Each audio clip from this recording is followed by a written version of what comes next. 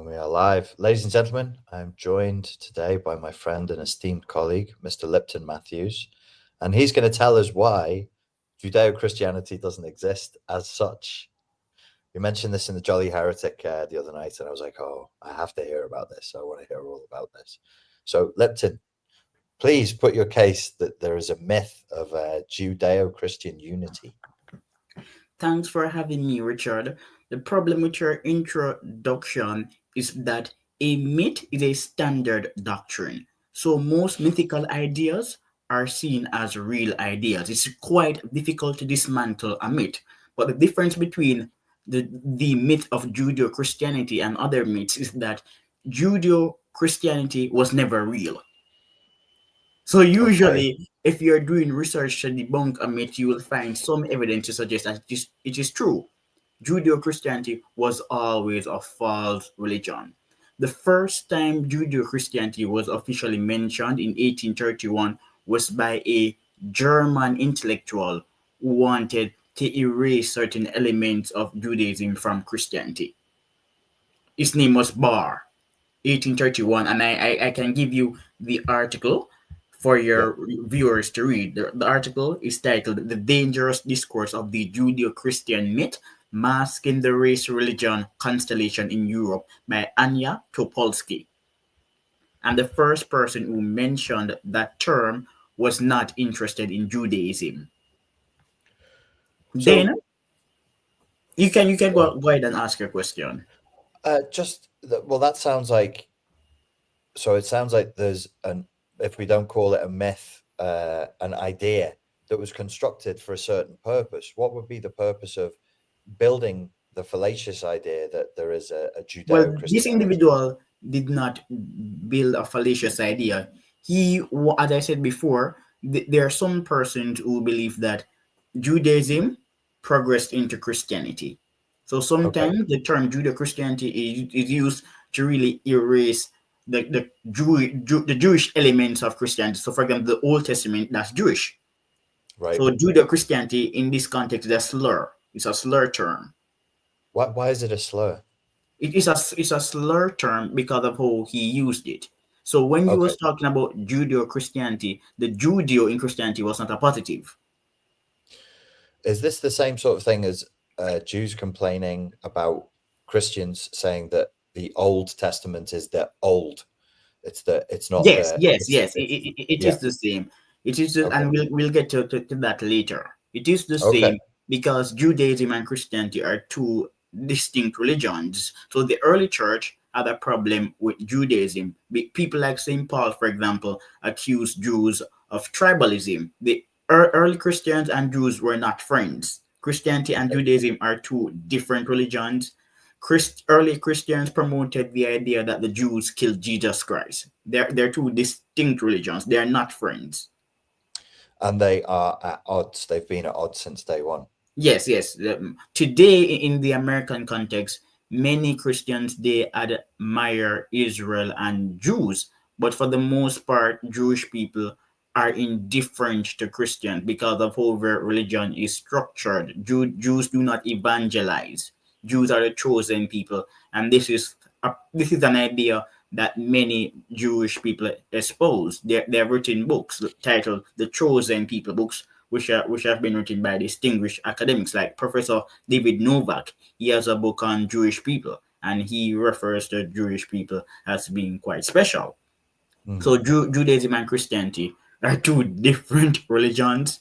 Today, they are not necessarily enemies. Many Christians have a pro-Jewish view of the world, but as somebody who is Jewish, you are trained it differently because Arthur Cohen was also a Jewish writer and intellectual, and he wrote the book, The Myth of Judeo-Christianity. I wrote a review, it should be published soon. And in that book, he notes that Jews don't care for Jesus. They don't think about Jesus any at all. Jesus was not a prophet. Well, it's worse. Respect Jesus Christ. Isn't it worse than that? Shouldn't an Orthodox Jew see Jesus as a blasphemer? Well, yes, that's so many of them saw him. If you read the Bible, that's so many of them saw him because the Jews were not expecting a spiritual Messiah. They were expecting a political Messiah. So that's how they saw him. So they saw him as a fraud Yes, and as a blasphemer. yes. Why would a modern Jew see him differently? There's no A reason. modern Jew would see Jesus Christ differently depending on the socio-political context. So Jews are a liberal group. They're more liberal than other groups, and they're also more educated about other religions. So many Jews are not Orthodox Jews. Even secular Jews are culturally Jewish. They don't practice religion, but they're culturally Jewish. And those Mm. people would see Jesus as a guru. They Okay, wouldn't. He's a guru because okay. these are the more intellectual people who are less religious. So in their psyche, Jesus Christ was a guru. But But isn't most Jews really don't think about Jesus Christ. He's just right? another historical figure. Doesn't that encourage a kind of deception where it's politically useful to say publicly, "Oh yeah, Jesus was a guru. He's kind of like Buddha. He's a spiritual teacher. He's a good guy, and obviously he was a Jew, and that's cool." But then privately to say the guy's a blasphemer and he was insane and a charlatan. Well, that's the belief of some Jews in private and many radical rabbis, especially from Israel. If you read their statements or listen to them, what they have to say about non-Jews is not nice any at all. Mm. So sometimes I know that sometimes when if you're strolling on Twitter, you will see a statement like Jewish rabbi said something really foolish about blacks or about non-Jews, and when you check the veracity of the statement, it is indeed true. Mm. So Okay. that Old Testament is an important text. It's important because it allows us to appreciate the distinction between Judaism and Christianity. The Jews of the Old Testament are a highly organized and tribal group, and the Mm. God of the Old Testament does not encourage Jewish people to socialize with non-Jews. Mm. If you read the Old Testament, that's what it's basically saying. So there's a contract between my chosen people and me, God, and as my chosen people, you are a separate nation. You shouldn't socialize. And also in the Old Testament, whenever there is war, they are encouraged to create a massacre. So all of the citizens should be killed. No one should be left living. And this is the right of the chosen people because they are Yeah, chosen based by on the God. Old Testament Bible, Mm. based on the Old Testament. So Isn't it? there are some people they Mm. have problems with critiques of the Talmud. They will say, "Oh, the Talmud is not a canonical text," but that's an irrelevant point because what it does is that the Talmud it emphasizes how some Jewish people feel about non-Jews. So it Mm. doesn't matter if it's if some elements of it are not real, then that's a different debate. But on average, it's basically a cultural guide to teach us how many Jews feel about non-Jews, the Talmud. So some persons have said, "Oh, that is not a canonical text." That's an irrelevant argument. The fact that it's not a canonical text is even a stronger argument for Jewish tribalism. Because if a book is seen as canonical, it means it's serious, it is Mm. inspired by God. Therefore, we Mm. expect it to be perfect. Mhm. If it is not canonical, then impurities are more acceptable, and these impurities reveal how they feel in reality when they are not being constrained by God. So somebody went to Charlie Kirk and he mentioned the Talmud and Charlie Kirk responded, but the response was not a potent one, as I explained a few seconds ago. If a book is not canonical, that means we're more accepting of its impurities. So don't never say to somebody, "Oh, the Talmud is not canonical," or "the Talmud is just a bunch of Jews arguing." So what? Mm. Argument is culture. When Mm. people argue, that's how you get to decipher what they really mean. Arguments reveal the culture. Mm. It's a So cultural text. It's culturally important. sure, And it's one of the I agree. primary texts of Judaism. So the argument that, "Oh, it's just a bunch of Jews arguing or it's not canonical," those are stupid arguments. I agree. I agree. The Talmud was written quite a bit later, right? Yes. Not Yeah, as it's I not said, an yeah, old it it's got not an written old text. over several generations. There is a writer. His name is Israel Shai. I'm Mm. not going to. I don't want to mispronounce his name. Israel Shaykh. He wrote a book on the Talmud. A really important author. Israel. Israel Shaykh. I'm mispronouncing his name, but the first name is Israel. That's Mm. the first name, and he has a last name is maybe Shaykh, something to that extent. He wrote a Okay. book. It's about the Talmud. What does he say about the Talmud in that book? In the book, it Mm. wasn't. It was a negative book. He was really critical of the Talmud. He was basically saying it's a Jewish superiority text, and the lives Okay. of non-Jews don't matter. And this man Mm. was a scholar, so it paints Judaism in a negative light. So how have we ended up with this idea of I read your essay where people will say, oh, our civilization is based on Judeo-Christian principles.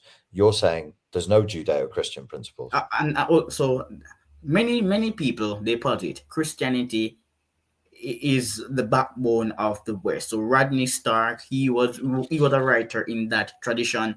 Stanley Yaki, he wrote about the relationship between Christianity and science. Toby Huff, Christianity and science. Harold Berman, Christianity and the law. Samuel Moyne, Christianity and human rights. John Veed, Christianity and human rights. So Mm. there is a Western intellectual tradition which is Christian. Why is a Western intellectual tradition Christian and so sophisticated? It's sophisticated because Christianity was saturated in Greco-Roman culture. Christianity is not a classical religion in how I'm describing it, but many of the early Christian writers they were exposed to classical culture, especially Greek philosophy. Mm.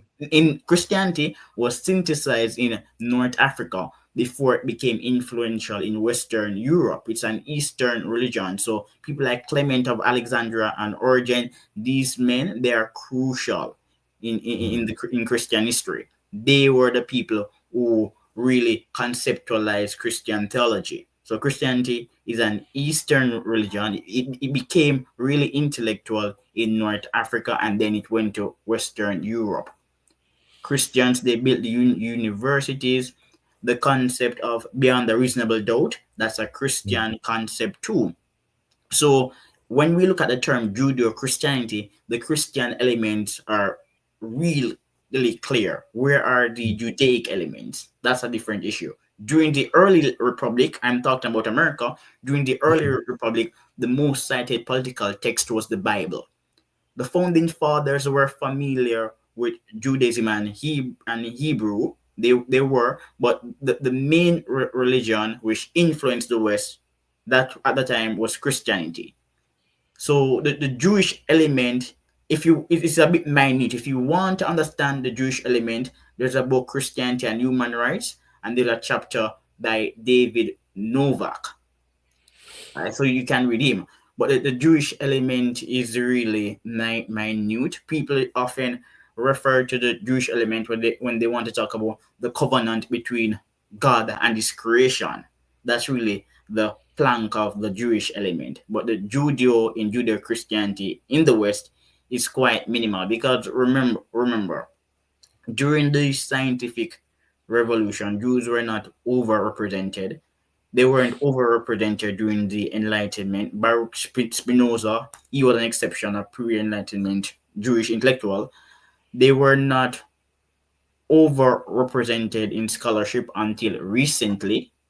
Mm. So the Judeo in Judeo Christianity is not that strong.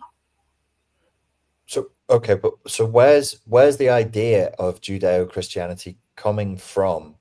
Why is it only been posited since I think you said Yeah, 1831? so that person, that writer was quite obscure. So Okay. Bar, that was Germany. He was talking about Hegel, Pauline Christianity, many different issues. So fast forward to the 21st century, and there's this prominent philosopher, Paul Tillich, and he starts to write about Judeo-Christianity. And then when he writes about Judeo-Christianity, his arguments are attacked by other scholars of Jewish descent who don't appreciate it because Mm. Christianity is a different religion from Judaism. Judaism does not transform into Christianity. So Paul, the theologian in the 1930s, he's having a theological debate. And then we're in the 1940s, and we have the Nazis and the fascists and the political establishment in America. They say, we're Judeo-Christian. Why are we Judeo-Christian? Because we can smear our enemies and use it as a tool to unite the West against totalitarianism. And that's how the myth starts. But that's how it starts with people like Dwight D. Eisenhower. That's how it really starts. It's interesting you're saying this, though, because you're pro-Israel. Yeah. Okay, but someone could take what you're presenting and say, so this whole thing where America has to defend Israel is based on a myth. There's no Judeo-Christianity. Jews don't regard Christians and Christianity in high regard at all.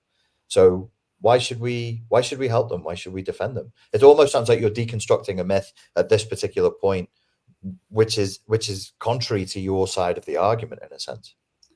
And people are really good at identifying patterns where they do not exist. So one can have this view on Judeo-Christianity, which is orthodox. It's an orthodox view because Arthur Cohen was a Jew and he did not like the description. The Times of Israel, that's another publication, a Jewish publication. Yes. The writers do not like that description. They say that Judaism is a different religion from Christianity, and Judeo-Christianity is Christianity's colonization of Judaism. So what I'm saying is quite orthodox. It's only unorthodox because we continue to use the word Judeo-Christianity without asking ourselves this question: where is it from? Yes, it's interesting. I agree with everything you're saying, and I'd add to it. I'd say we don't have the concept of Judeo-Islam. No, and yet it's still an Abrahamic religion. It comes out of, again, from, as you said, the Old Testament. Well, nobody suggests it. No, Paul Gottfried was a distinguished scholar. Some years ago, he wrote a piece.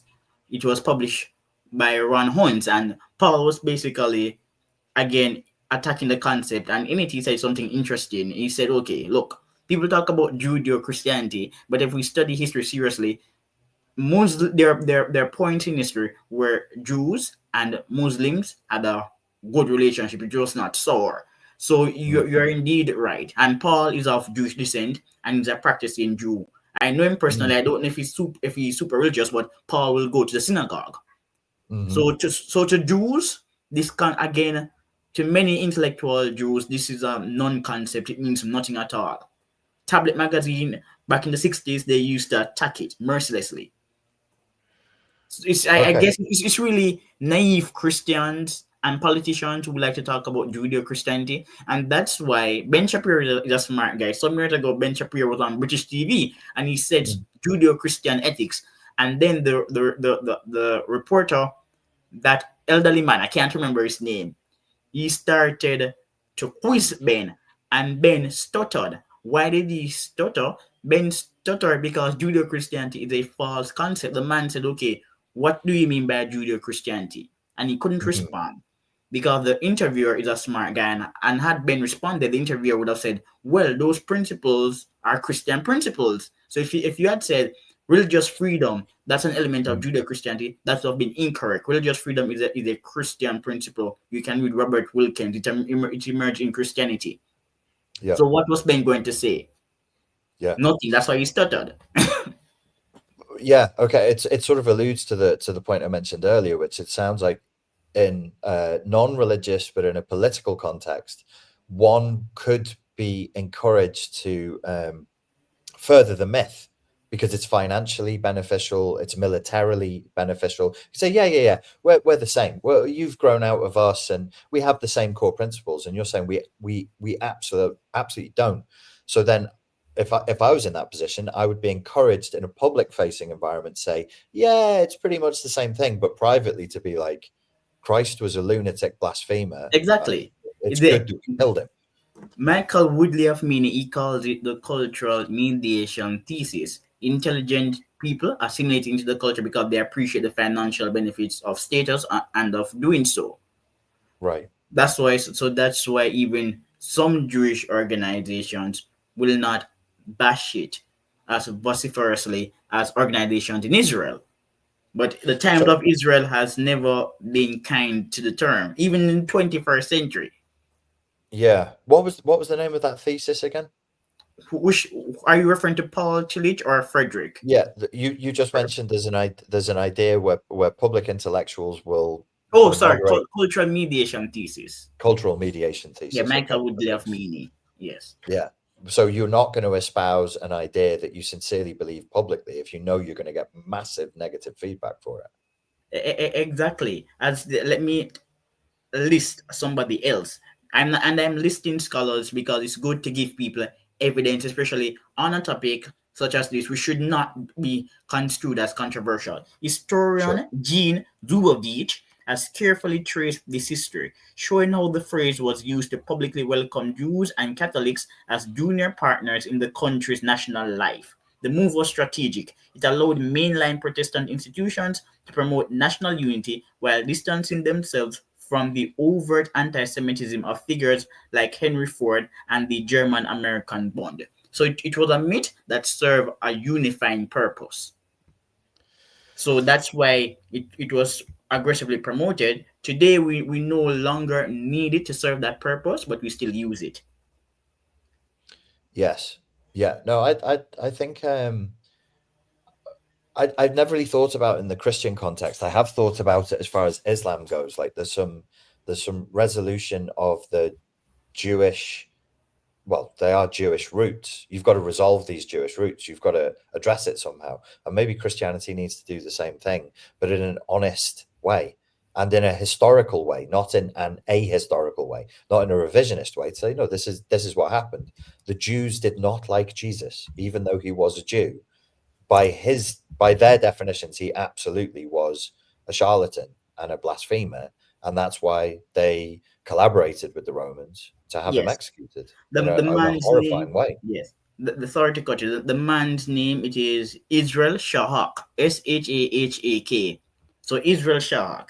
And if you Google him and put the Talmud beside him, this is what you're going to see. Like the Nazis before him, he specialized in defaming the Talmud. In fact, he made it his life's work to popularize the anti-Talmud rumination of 18th century German anti-Semite Johann Eisenmenger.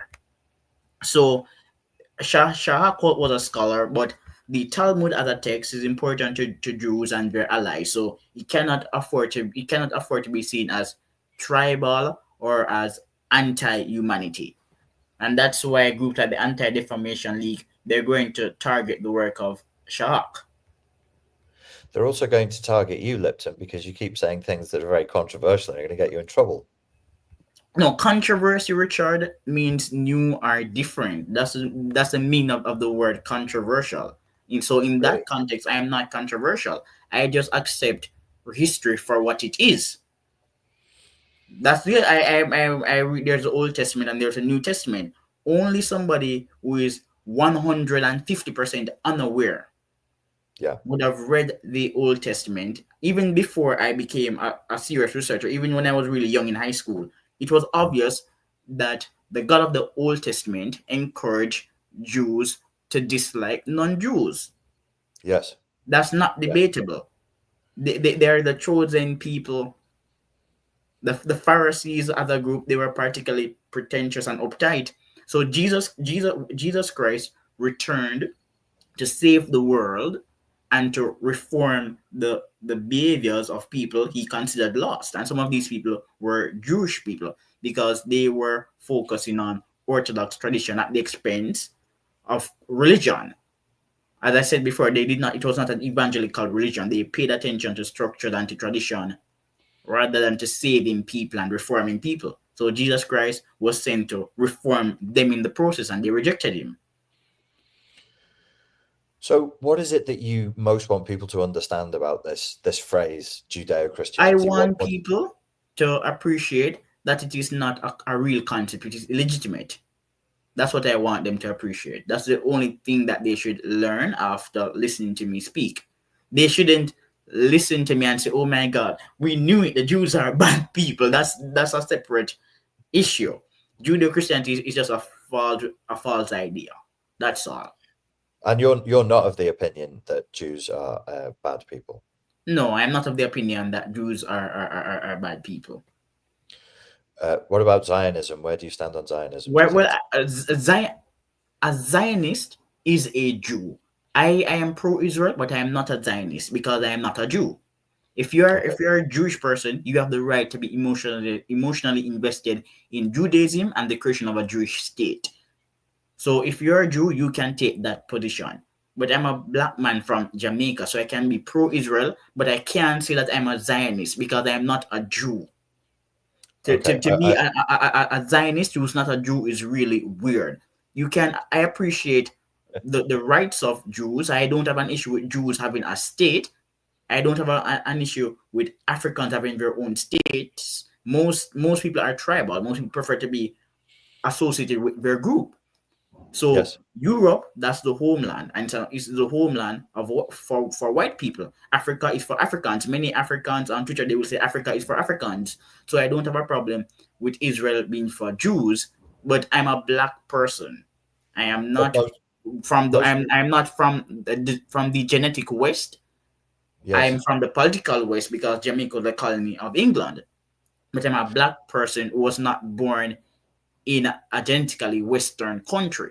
So I have no skin in the game. I can't say that I'm a Zionist. I am not Jewish. And then Judaism is not an evangelical religion. Sure. So I can't be a Zionist. But what you've just said sort of speaks to a sort of a soft ethno-nationalism. Africa for Africans, Europe for Europeans. What do you make of the argument that most Israelis are not they're not Mediterranean or Middle Eastern, they are white Europeans? So Israel, the land of Israel, was always associated with Jews. If you're around the 1930s and 1940s, Palestine, that term referred to Jewish people. Marcus Garvey was a funny guy because Marcus Garvey admired the Jews. He was a critic of the Jews. Some of his enablers were Jews. So Marcus Garvey is described as an anti-Semite, but many of his enablers were Jews, and he really admired the Jews. And Marcus Garvey described Palestine as a Jewish homeland. Palestine is a fake identity. It's a fake identity. So, like I call Judeo-Christianity a false religion, the concept of Palestine is also a fake identity. Usually, when conservatives are posed with the history of Palestine, they all repeat the same lame story. In 135 CE, this Roman Emperor Adrian, he changed the name of Judea to Syria Palestine, and that's what they say. But that's only a part of the story. The Philistines, they were an imperial power. The Palestinians are not the descendants of the Philistines, and the Palestinians are not the descendants of the Canaanites either. The Lebanese, they are the descendants of the Canaanites. The Philistines, they ruled Gaza, Jordan, and other places in the Mediterranean world. The Philistines were an imperial people. But the concept of Palestine was never fixed in history. So during the medieval ages, some scholars briefly refer to the term Palestine, but it was used loosely. So the Philistines, they ruled places, and Gaza was a part of some of the places that they ruled. But the Palestinian identity did not exist. It's like you conquered a country, yes, and you imported new people into the area, and they live there, and the area is called Palestine, but nobody really identifies as Palestinian because they're from different parts of the world. Yeah, but that doesn't answer the question of what are white people doing in the Middle East? White people, so the white Europeans are in Israel because Israel is a Jewish homeland. They're descendants of Jewish people. So that's why they're in Israel. They throughout history, they were expelled. They were expelled from England. They have a history of being expelled for different reasons. But Israel is their homeland, and they want to go back to their homeland. What was the reasons they were expelled? Why? Well, they were expelled for different reasons. In England, they were expelled for a financial reason. The Jews in England, they were accused of debasing the currency. Whenever the people are expelled, it's usually for a reason. So they were expelled because it was said that they were debasing the currency. But they have a history of being expelled. When Jamaica was a colony of England, this is during this 18th century, the legislature was anti-Semitic. Jamaican Jews were liberated around 1831. When they were liberated in 1831, they became an influential group. Before, they were wealthy merchants. But post-liberation, they were so powerful that the parliament would close to celebrate Jewish holidays. So they were that powerful in Jamaica in the 19th century. Would you say that generally you're sympathetic to ethno-nationalistic views? I'm a libertarian, but I have no problem with nationalism or people who are ethnocentric. Ethnocentrism is an evolutionary strategy. If you're a smart person, it will pay off. So, for example, in America, in many of the states in America, even though Jews are a minority, if you type in Jewish people New York or Jewish people anywhere, you will be taken to a website and be shown a list of organizations serving Jewish people. Now, all groups should have that level of intelligence and organization. All, not just Jews. All of them should. Like APAC, for example, people criticize APAC, but if I'm a foreigner. I wasn't born in the US, but I think that other groups should replicate the APAC model. I think that's really smart. Why? Okay. Because America is a rich country, so it's the most powerful country in the world. And if you can use lobbying to get policies to favor your country, that's smart. That's parasitism, isn't it? I call it being a political realist, because Americans, they shape public law. They shape public law. Yes. And if you can get an opportunity to penetrate the political system in America, you should do it. If you don't do it, you're going to be sidelined. But guess what? Some groups are not intelligent. So the Liberians, they spent around 200 million on lobbying, and they have nothing to show for it. I don't know why. I don't know what's the purpose of Liberia, because the Liberia is one of the top lobbyists, and they have nothing to show for it. Some small countries like Cayman, they also lobby. I guess Cayman has benefited because it's a tax haven, and that's one of the reasons for the lobbying of that country. But many of these countries, they have nothing to show for lobbying. Qatar is a rich country. Qatar is a major lobbyist, but Qatar is not rich because of lobbying. Probably I should do more research on the literature of lobbying. But when it comes to the Jews, I know why they lobby. There are several ways in which they benefit. Why is Qatar lobbying? We know why Qatar is lobbying, but is Qatar benefiting from it?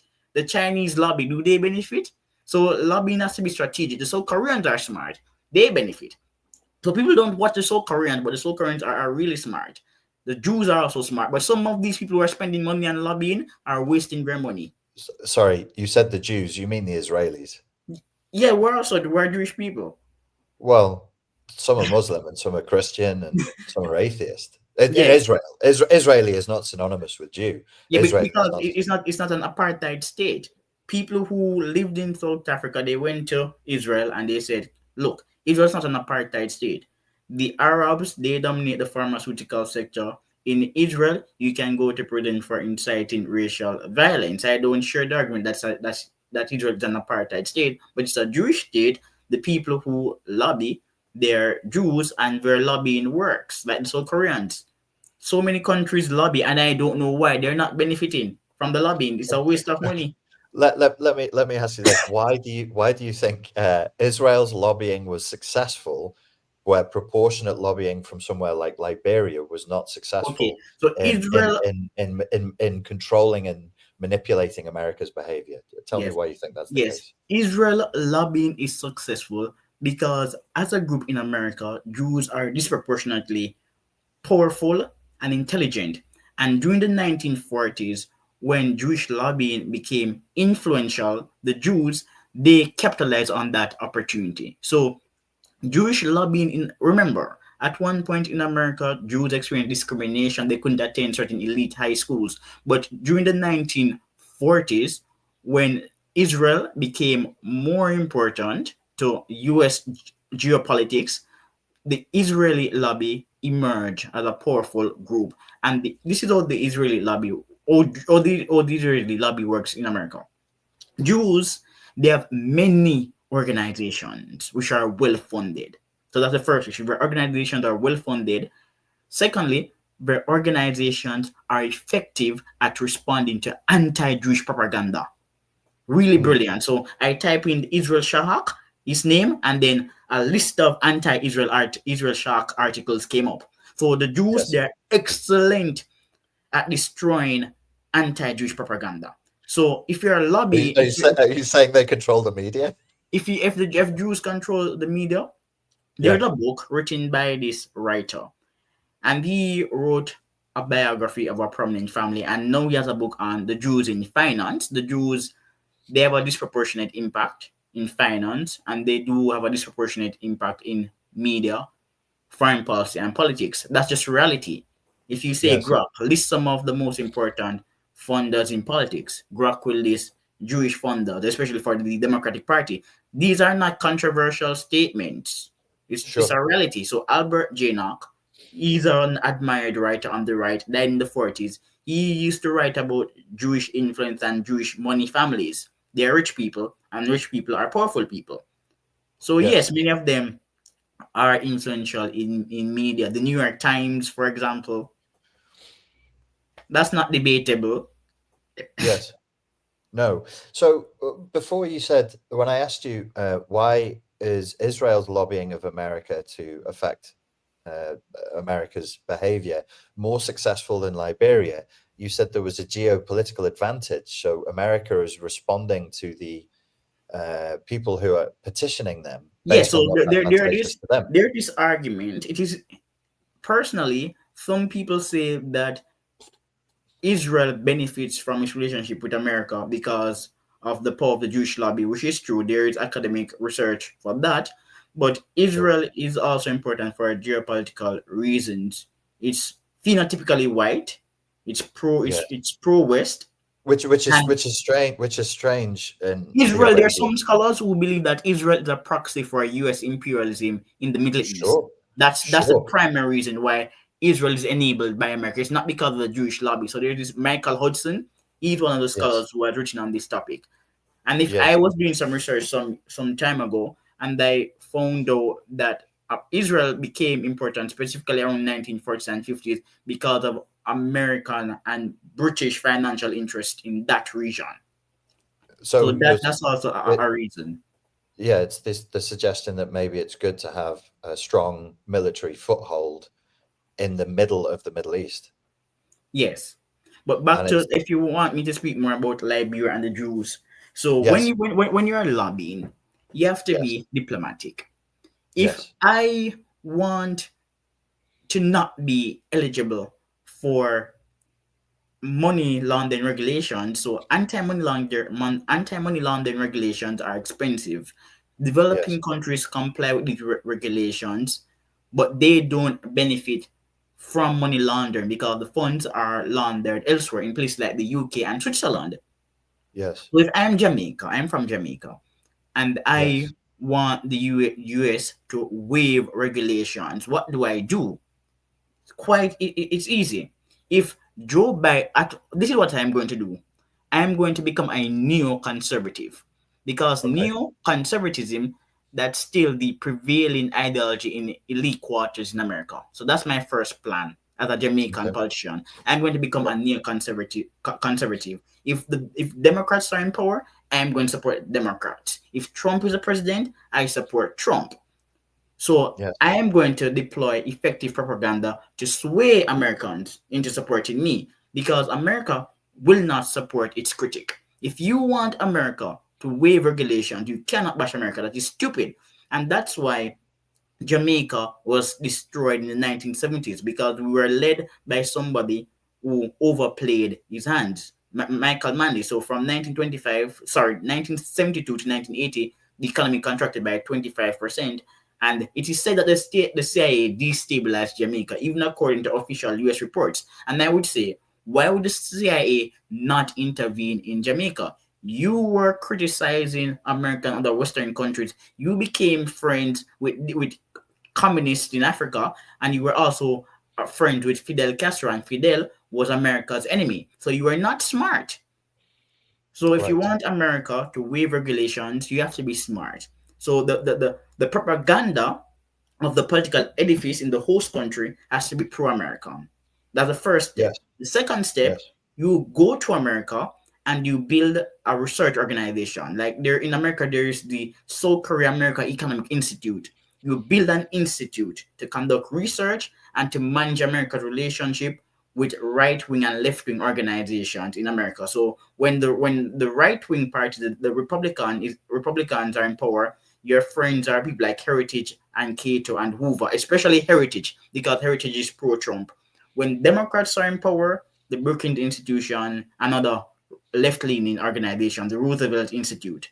So you have to be smart. And thirdly, you start a lobby group like APAC. So you can start the Jamaica America Public Policy Organization, call it whatever you wish. But lobbying is strategic. It's not just showing up to Congress to talk or making a donation. That it is really strategic. Like the Qatar, they have bot accounts and influencers. That's how they help to sway US policies. Liberia, Liberian lobbying has failed because the Liberians are not doing it in an intelligent manner. And that Okay. I didn't really expect better from Liberia because Africans are known for sentiment and blacks on average have lower IQ. So I wasn't really expecting better.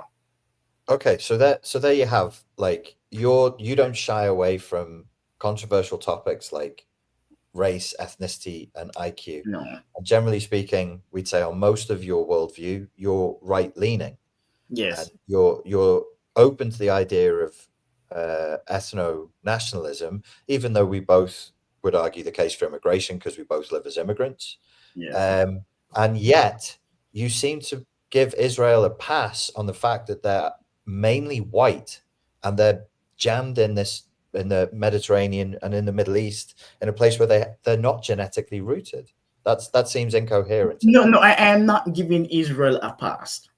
Okay. A pass, not pass, a pass. I'm not giving Israel a pass. I'm saying that Israel is a Jewish homeland.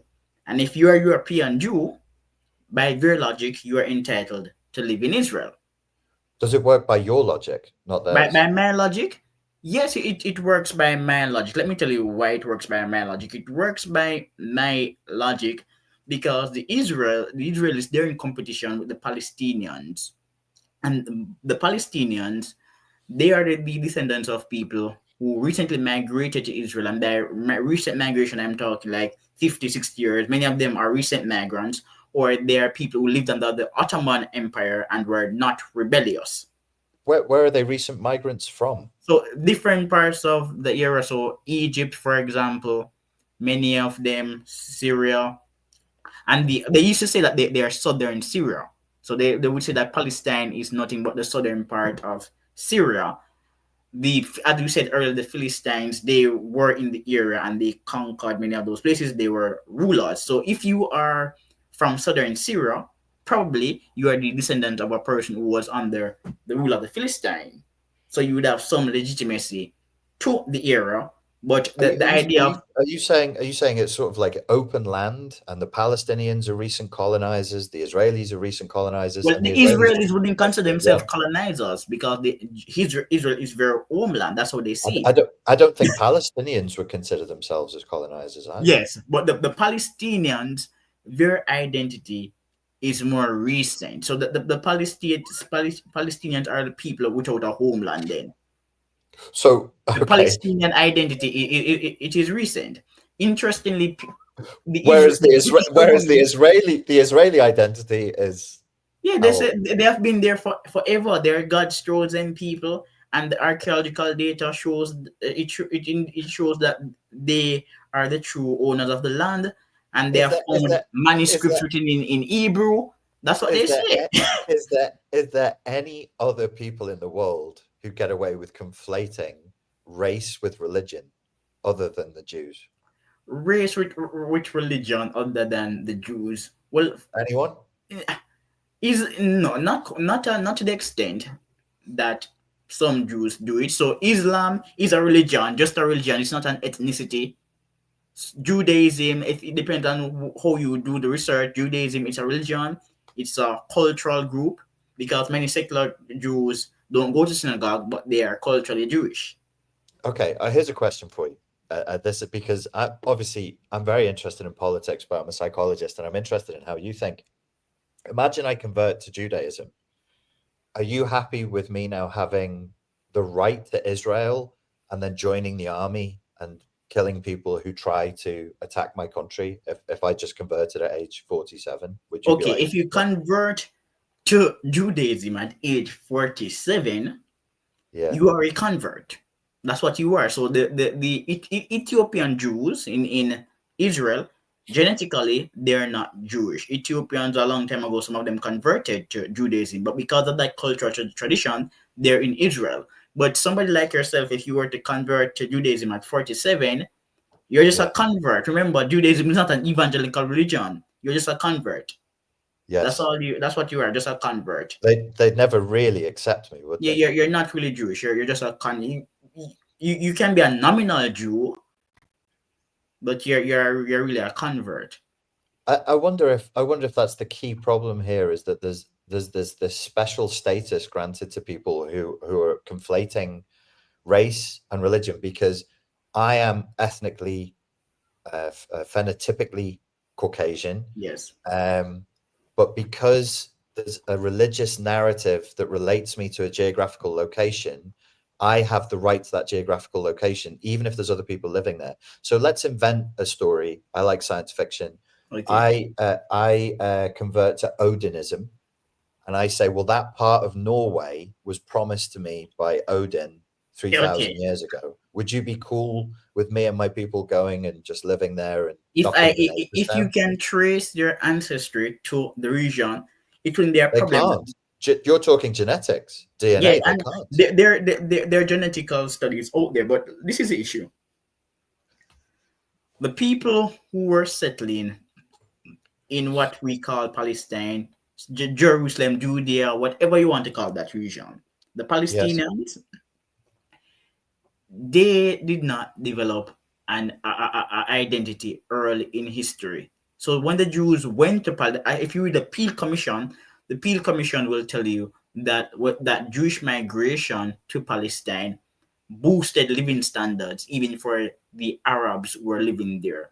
The When Palestinians, when when the when Peel was Commission, this is in the 1930s, Peel Commission, 1930s? Okay. Yeah, the Peel Commission. And interestingly, the British, they made it quite difficult for Jewish people to relocate to Israel. It wasn't easy for Jews to relocate to Israel. For British Jews or all Not for Jews? British Jews, for Jews. The British government, the mandate of Palestine, they Yeah, made it hard for Jewish people to migrate to Israel. interesting. I didn't Yes, know that. they did. They made it hard for Jewish people to migrate to Israel. But when the Jewish went to Israel, Jewish human capital made the place better off. If the Palestine, let's say for example, the Palestinians had conquered the area in 1600, right? Yeah, And the Zionists in Europe said, "That's our country. We're going to take it back." The yeah. Zionists would not have acted differently, but the Palestinians would have had a stronger argument because they had solidified their identity in the region. There Mm. isn't there really Palestinian identity is recent. It's really recent, and that poses a problem. So if you go, if it's like if you create a fake country, B country then. Well, So if you go to B country and 10 people live yes, in B country, and your yes, ancestors lived in B country 500 years ago, but you have the yes, money to build universities and to start businesses, you're going to own B country. If the 10 people who lived in B country were yes. saying we are B countryans for 250 years, if they had like 20 banks, then you couldn't go there. The thing with you, Lipton, is and this is very interesting. I think you have a sort of a philosophy that is idealistic, as philosophy is, and it is this sort of ethno nationalistic leaning. There are different, you say there are different people, there are different cultures, different races behave in different ways. But then that clashes with your, is it called realpolitik? Yeah, Like real in politics, exactly. real I'm a politics. political realist, so I have defended Okay. colonialism. I'm a political realist. I have defended Okay. colonialism. So your realpolitik views actually trump any sort of like Yeah, ethno-nationalistic because views. I'm a libertarian who believes in progress and economic growth. And if Group Interesting. A has the potential to grow the economy, then I'm going to support Group A. If you are living in, if it's like, again, back to B country, if you have been living in B country for 10 years and you have nothing to show for it, I'm not interested in what you have to say. It might sound harsh, but that's my worldview. I don't want to hear what you have to say. You have So nothing to say. You have nothing to if say. you're poor, fuck you. The people with Well, you have money get nothing to say. You really have nothing to say. So there's no argument. Okay, okay, I get that. I respect that view. What about humanitarianism? What about, you know, That's things that's like human that's the thing rights? about progress. Progress is humanitarian, but to benefit from humanitarian progress, you must be intelligent. You must be intelligent and strategic. So imagine me, Lipton. Lipton is from Jamaica, but let's say for the purpose of this debate, I am a Palestinian. I am Palestine's prime minister. Okay. Israel is a rich country, right? Palestine again is notorious for rejecting the two-state solution. Yes. So I'm from Palestine. I'm the prime minister of Palestine. Israel has a different prime minister. Yes. I want a two-state solution. Well, not even a two-state solution. This is what I want. I'm not interested in war. I want the universities in Israel to transfer technology to the universities in Palestine. That's what I want because technology transfer is essential to growth. I want Israeli businesses to share resources with Palestinian businesses. That's what I want. And I want the Israelis to give us money to start the Palestine Israel, no, to start the Palestine American Association so that we can follow Israelis and undermine American politics. That's what I want. That's being smart. Yes. Palestinians are just promoting endless jihad.